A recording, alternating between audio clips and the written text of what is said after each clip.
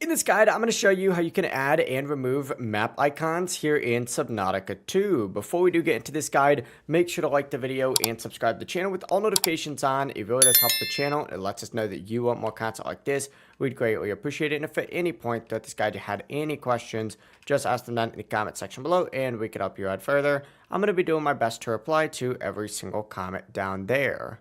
Now, first things first, what you need to do is essentially open up your inventory. You could just hit tab if you're on PC, or you could just hit like the little like two square buttons. I think it's the share icon on Xbox. Essentially, what you need to do then is go to the signal section, and you're going to see all of the signals on here. And what you need to go ahead and do now, if you want to hide an icon from your map, for example, is just find whatever one it is that you like. For example, the Welcome Center, hit edit on it, and then go ahead and change the color if that's something that you're going to want to do, or you can just go over to this far left and just tick off that button. As you can see, it disappears. You can kind of see it popping in and out up in like towards the top right.